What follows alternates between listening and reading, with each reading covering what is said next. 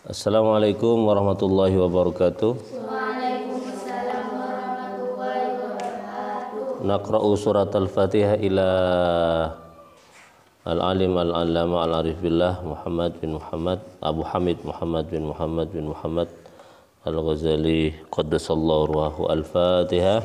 A'udzu billahi minasyaitonir rajim. Bismillahirrahmanirrahim. Alhamdulillahi rabbil alamin arrahmanir rahim maliki yaumiddin iyyaka na'budu wa iyyaka nasta'in ihdinas siratal mustaqim siratal ladzina an'amta 'alaihim ghairil maghdubi 'alaihim waladdallin amin. Adabus shalah, adab salat, etika salat, akhlak bersalat. Fa idza farauta, apabila engkau selesai min taharatil hadasi dari membersihkan hadas, wa taharatul khabasi dan membersihkan kotoran, fil badani di badan, wasiyabi dan baju, wal makani dan tempat, wa min satril aurah dan dari menutup aurat, minas surrati dari pusar, ila rukbati hingga lutut, fastaqbil maka menghadaplah engkau al-qiblata ke kiblat, qaiman dalam keadaan berdiri, muzawijan serasi baina qadamaika di antara dua kakimu, bihaisu sehingga la tadammuhuma tidak bertumpu kepada keduanya.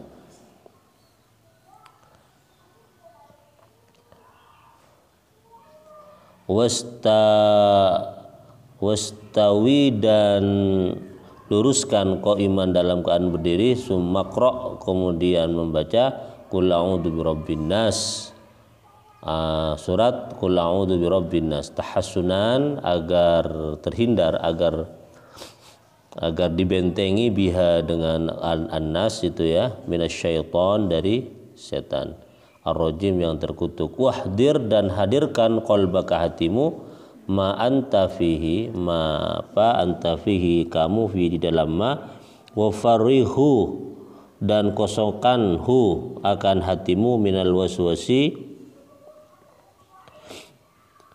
wa ahdir dan hadirkan qalbaka hatimu, ma sesuatu anta engkau fi di dalam ma, wa farihu dan kosongkan hu akan hati, minal waswasi dari waswas, wandur dan perhatikan baina yadai di antara yadai di depan man orang, takumu yang kau berdiri, waman dan orang, tunaji yang kau bermunajat, wastahi dan malula antunaji yang kau bermunajat, meminta memohon, maulaka kepada Tuhanmu, biqalbin ghafilin dengan hati yang lalai, wasadrin dan dada mashunin yang penuh, biwaswasid dunia dengan godaan-godaan dunia, wa khaba'isi syahwat dan kotoran-kotoran syahwat. Wa'lam ketahuilah annallah sungguhnya Allah Ta'ala muttali'un melihat ala sariratika atas rahasiamu, atas nuranimu,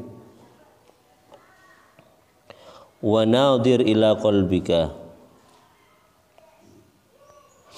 dan memperhatikan ila qalbika kepada hatimu, fa inna sesungguhnya yataqabbalullahu Allah menerima min sholatika salatmu, biqadri khusu'ika sesuai dengan kadar kehusuanmu, wa khudu'ika dan kerendahanmu, wa tawadu'ika dan merasa rendah hatimu, wa tadarruika sama kerendahanmu, wa'budhu dan sembahlah Allah fi sholatika di dalam sholatmu, ka'annaka sesungguhnya engkau seolah-olah engkau tarahu tidak engkau melihatnya, fa illam takun maka jika tidak bisa melihat Allah tarahu, fa illam takun tarahu maka jika engkau tidak bisa melihat Allah, fa innahu sesungguhnya Allah yaraka Allah melihatmu. Satu. Nih ya. Kalau sudah suci dari segala kotoran yang najis dan suci dari hadas kecil dan hadas besar, maka kemudian dan menutupi aurat ya. Auratnya laki-laki itu baina surah dan rukbah, antara bucil dan antara pusar dengan lutut. Kalau auratnya perempuan illal wajhi wa kaffaihi, ya, kecuali wajah dan kedua telapak tangan. Makanya kalau lagi Allahu Akbar ya, ruku-ruku yang kemudian tergelincir ke bawah itu ya, itu harus betul-betul diusahakan gitu ya. Kalau kemudian terbuka ininya terbuka ini, itu kemudian hukumnya batal karena kaffaihi, hanya kedua telapak tangan yang boleh dilihat ya. Allahu Akbar. Kedua telapak tangan.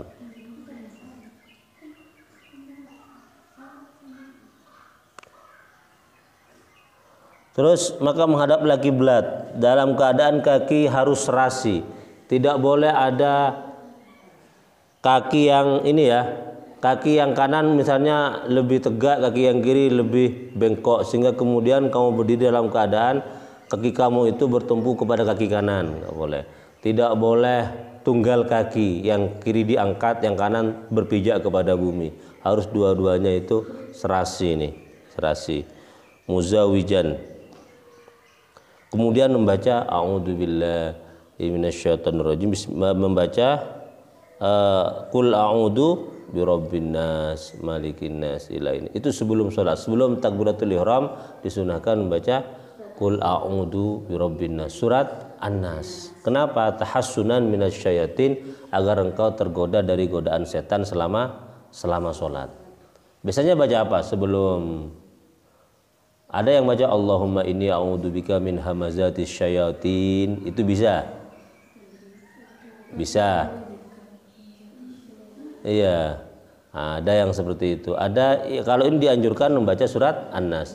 Qul a'udzu birabbin nas malikin nas ilahin nas min syarril waswasil khannas alladzi yuwaswisu fi sudurin nas minal jinnati wan nas.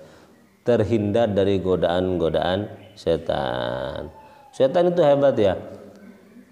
Begini, ketika kita sholat, seluruh apa yang kita lupakan di luar sholat itu kita ingat. Nah, ini hebatnya sholat ya.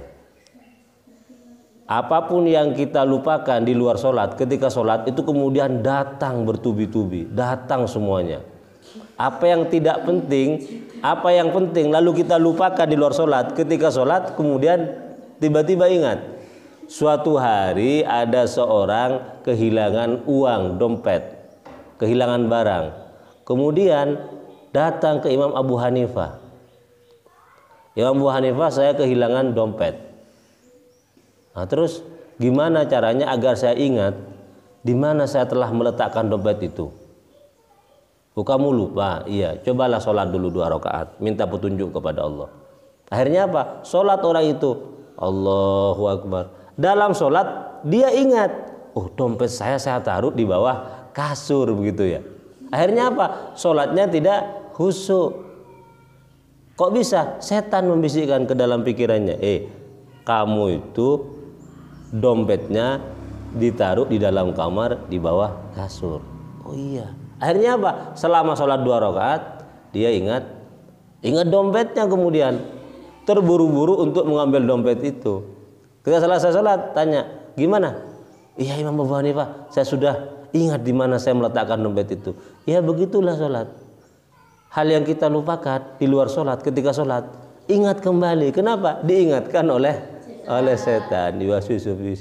Coba kamu ujian misalnya, ketika ngisi ujian lupa. Apa lupa? Sholat kamu ingat tuh kemudian. Nama-nama yang kamu lupa, siapa ya nama ya, tetangga saya, teman saya lama saya dulu ya, siapa? Lupa. Ketika sholat tiba-tiba ingat kembali. Pikiran kita kemudian nyantol kepada teman yang kita lupa namanya di luar sholat. Mulai seperti itu ya. Tiba-tiba kita kreatif. Makanya ya, ada 2 hal, ada 2 kondisi di mana pikiran kita itu, otak kita itu benar-benar cemerlang, mengingat segala hal dan jernih. Satu, ketika sholat, karena setan dalam keadaan siap siaga menggoda kita, menghadirkan informasi yang penting bagi kita untuk kita ingat. Yang kedua, ketika fil khola. Apa fil khola? Di dalam kamar bukan kamar mandi ya, kamar buang hajat, WC. Ketika kita jongkok di atas WC, pikiran kita dalam keadaan jernih. Ada dua kondisi ya, sholat dan di dalam WC ya. Paham ya? Di dalam WC itu kan tenang ya. Makanya namanya al-khala, tempat yang sepi itu. Nggak ada orang yang ketika dalam WC ya, ketika buang hajat pikirannya itu kemana-mana. Itu fokus itu. Waktu itu kemudian ingat, oh iya ya. Itu ya. Itu masa-masa yang bagus itu untuk mengingat segala sesuatu. Tapi itu merupakan bagian dari strategi setan untuk membuyarkan kehusuan kita. Makanya baca Qul a'udzu birabbin nas, malikin nas, ilahin nas, min syarril waswasil khannas alladzi yuwaswisu fi sudurin nas. Bisikan-bisikannya itu luar biasa setan itu ya. Bedanya setan, iblis dan jin tahu enggak? Iblis itu adalah satu makhluk Allah yang sampai sekarang abadi. Hanya satu orangnya itu, iblis. Itu namanya rajanya setan. Iblis itu. Iblis yang menggoda Nabi Adam dulu, puluhan ribu itu dulu di surga, sampai sekarang masih hidup. Nabi Adam hidup apa enggak? Meninggal dunia. Yang ada apa? Bani Adam. Apa Bani Adam? Anak-anaknya Nabi Adam. Iblis yang menggoda Nabi Adam, yang menggoda nenek moyang kita Nabi Adam, sampai sekarang masih hidup. Kenapa? Oleh Allah dikasih garansi. Rabbi andirni ila yaumi yub'atsun. Ya Allah, tangguhkan umur saya sampai hari kebangkitan. Qala innaka minal mundarin. Engkau akan ditangguhkan umur kamu sampai hari kebangkitan. Sampai sekarang iblis itu masih hidup. Makanya manusia sering kalah. Kenapa? Karena lawannya adalah iblis yang sudah punya pengalaman menggoda manusia puluhan ribu tahun. Menggoda nabi sudah, menggoda rasul sudah, menggoda kiai sudah, menggoda santri sudah. Jadi ada ribuan strategi yang sudah dia miliki untuk mengalahkan manusia. Itu ya iblis ya. Satu iblis itu enggak banyak. Iblis itu ya. Iblis itu dulu termasuk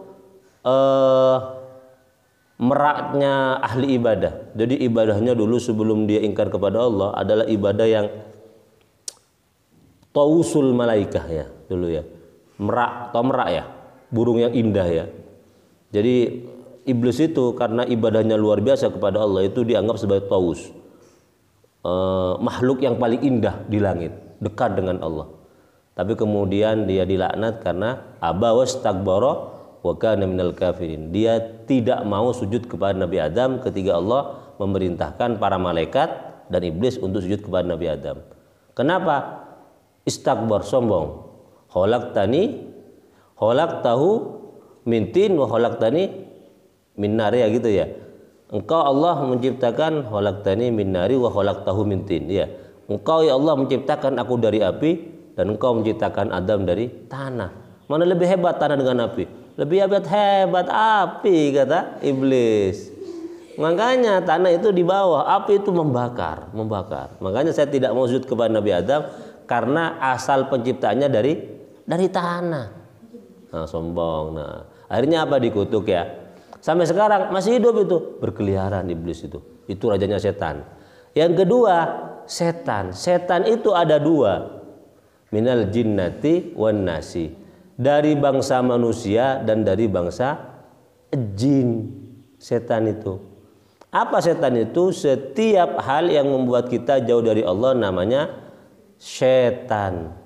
Manusia bisa menjadi setan kalau mengajak kita kepada hal-hal keburukan. Jin juga ada yang setan.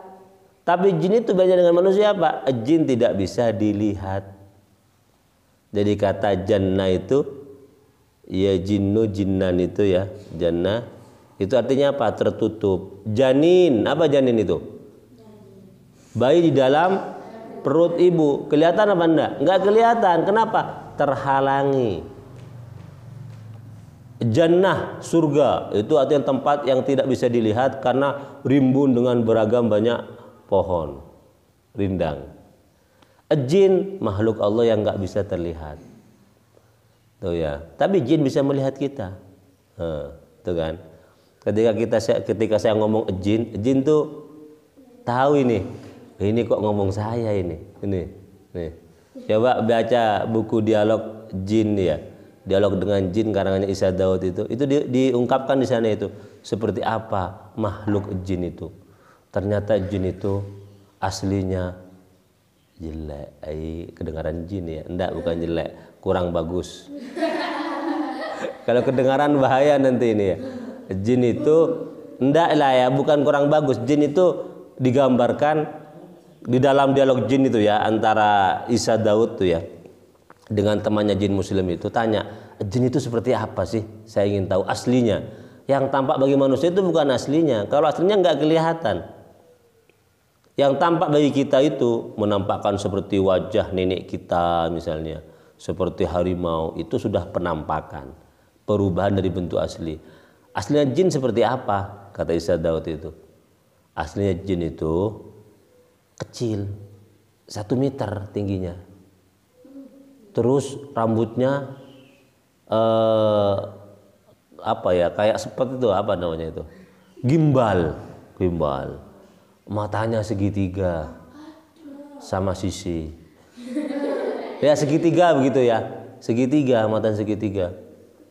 Usianya itu ratusan tahun jin itu, oleh Allah dikasih usia yang panjang. Betul enggak jin? Betul katanya ini. Jin mendengar ini, mendengar ini. Segitiga wajahnya itu, matanya itu. Usianya ratusan tahun. Untuk balita yang masih netek sama ibunya itu bisa 16 tahun. Jadi jin itu netek sama ibunya ya, nyusu sama ibunya, sama dengan manusia juga, nenen gitu ya, nyusu itu. Itu usia berapa? Dari 0 sampai 16 tahun. Lama sekali karena memang usianya ratusan tahun. Jadi kalau kamu lahir sama dengan lahirnya jin ya, jin itu masih netek, kamu sudah kelas SMA. Jin itu baru berhenti nyusu sama ibunya, kamu sudah kelas 1 SMA, kamu sudah. Jin itu ya. Tapi karena jin termasuk makhluk Allah yang 4 dimensi ya, bisa berubah-ubah, bisa berubah-ubah. Tetapi untuk berubah masuk ke alam dunia itu syaratnya luar biasa sulit. Jadi jin itu sama dengan manusia, ada kepala desanya, ada pak camatnya, ada bupatinya, sama, ada presidennya, sama. Ada jin muslim, ada jin kafir, ada teknologinya, ada semuanya itu. Ada pertalite mungkin ya juga di sana itu. Pertalite-nya mahal apa enggak saya nggak tahu di sana itu. Sama dengan kehidupan manusia, cuma manusia tidak bisa melihat. Jin itu rata-rata tinggal di samudra. Karena daratan sudah banyak ditempati oleh manusia, jin itu tinggal di samudra. Misalnya segitiga Bermuda di lautan Pasifik itu ya, itu tempatnya kerajaan jin begitu. Misterius jin itu ya. Jadi untuk masuk ke dunia manusia, dunia fisik ini ya, itu sulit jin itu. Syaratnya sangat sulit. Kenapa? Sekali masuk ke alam dunia, lalu kemudian dia berubah menjadi ular misalnya, ditangkap sama manusia, dibunuh, mati betulan itu jin itu. Mati betulan. Makanya jin itu jarang menampakkan diri ke dalam kehidupan manusia. Kenapa? Kalau ada orang berani terus kemudian diikat jin, seperti Rasulullah ya, satu saat Rasulullah itu satu malam sholat atau apa gitu ya, terus ada jin yang mengganggu, ditangkap sama Rasulullah, diikat ke tiang masjid, ditangkap sama Rasulullah itu, jin ini di tiang masjid, kemudian diikat sama Rasulullah. Mau diberitahukan kepada para sahabat keesokan harinya bahwa jin ini yang mengganggu ibadah begitu ya. Tapi Rasulullah kemudian dilepas. Kenapa? Karena kata Rasulullah yang paling berhak menguasai jin itu adalah saudaranya. Siapa? Nabi Sulaiman. Dilepas. Jadi kalau ada orang berani nangkap jin betulan, tertangkap, ditaruh di botol misalnya, terus dibakar atau mati betulan jin itu.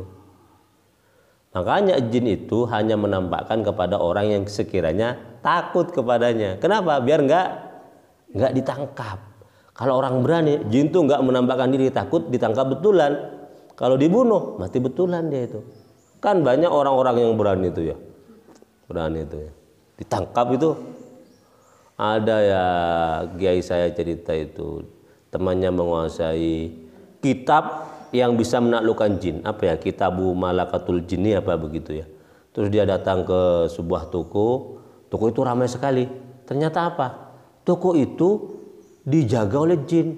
Toko makanan tuh ada 2 jin tuh. Satu jin tuh bagian yang manggil, ayo datang ke sini semuanya. Yang ngeliat tuh tertarik, kemudian datang.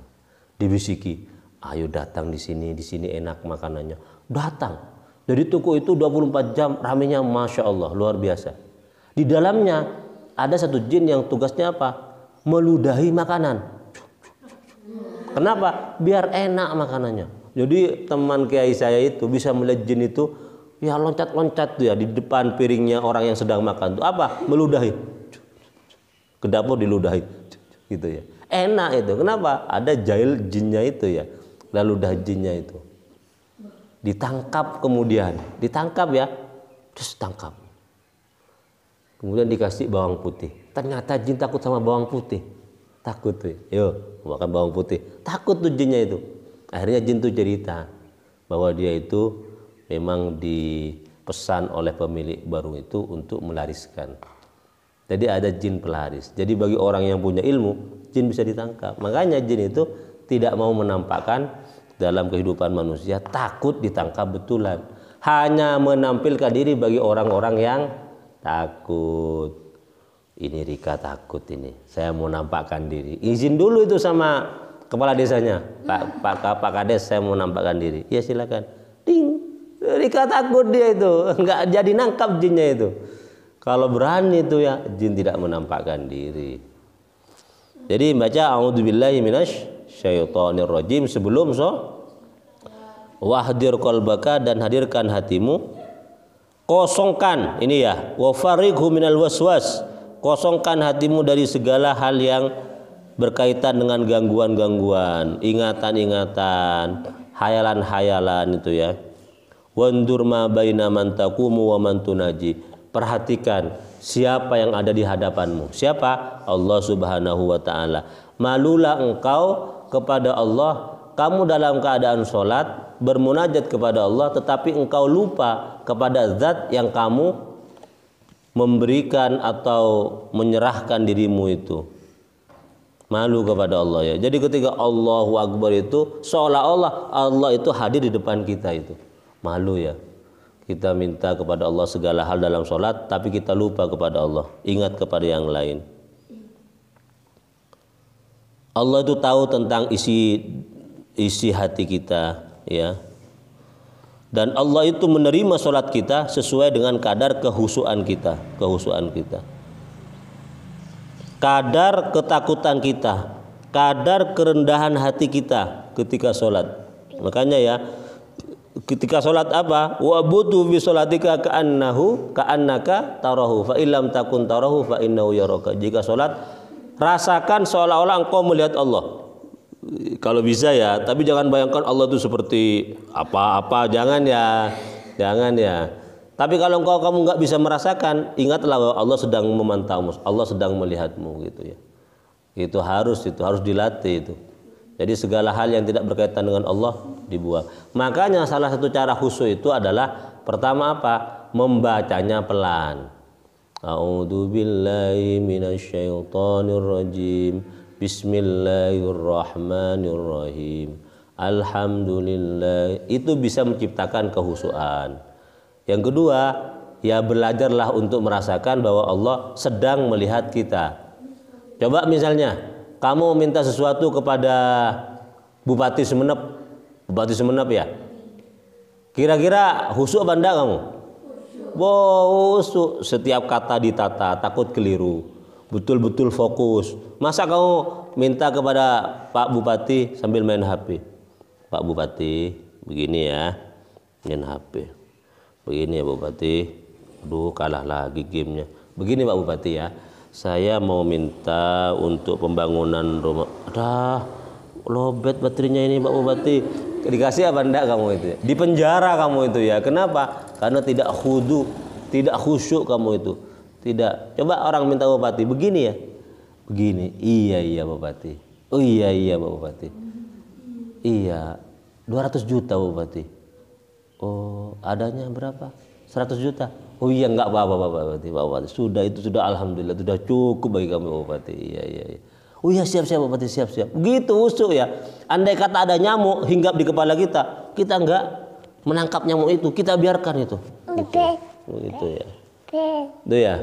Jadi betul-betul usul. Makanya banyak sholat yang kemudian tidak membuat orang itu beruntung. Karena kenapa? Karena tidak khusyuk.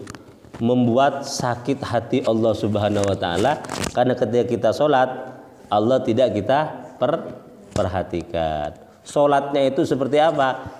Seperti hal-hal yang tidak membuat kita itu nyambung dengan Allah Subhanahu wa taala. Jadi kalau sehabis sholat kita itu merasakan ada yang luar biasa di hati kita, kita merasa enak. Berarti apa? Ketika sholat kita sudah connect dengan Allah Subhanahu wa taala. Makanya ya, kemarin saya sudah jelaskan, untuk khusyuk itu ada 3 hal. Pertama ketika takbiratul ihram. Allahu Akbar. Hadirkan Allah di hati kita. Kalau setelah itu lepas kehusuannya, masih ada kesempatan kapan? Ketika ruku. Sami Allahu liman hamidah. Allah mendengar siapapun orang yang memujinya. Itu kita tekankan di hati kita. Setelah itu mulai mudar hilang lagi kapan? Terakhir ketika sujud. 3 pos ini kita harus perhatikan untuk menata kehusuan kita selama sholat. Jangan biarkan ya, setelah takbir kita lupa. Jangan biarkan. Kalau dibiarkan sampai salam pun sukma kita tidak kembali, sementara sholat sudah selesai. Jadi belajarlah untuk sholat khusyuk ya. Malulah kepada Allah, Zat yang maha mulia, maha suci, yang kita pinta segala hal yang kita butuhkan, tapi selama sholat tidak kita perhatikan. Na'udzubillah min dzalik. Orang seperti itu tidak hanya tidak mendapatkan keberuntungan dari sholatnya, tapi juga mendapatkan kemalangan karena sudah menyakiti atau melalaikan Allah Subhanahu wa taala. Na'udzubillah min dzalik. Demikian yang dapat kita kaji dari Bidayatul Hidayah ini, semoga bermanfaat, semoga membuat kita lebih baik dalam sholat kita. Silakan dibaca doanya. Bismillahirrahmanirrahim. Allahumma arinal haqqa haqqan warzuqna ittiba'ahu wa arinal batila batila warzuqna ijtinabah. Raditu billahi rabban wa bil islami dinan wa bi Muhammadin sallallahu alaihi wasallam nabiyyan wa rasulan. Subhanakallahumma wa bihamdika asyhadu an la ilaha illa anta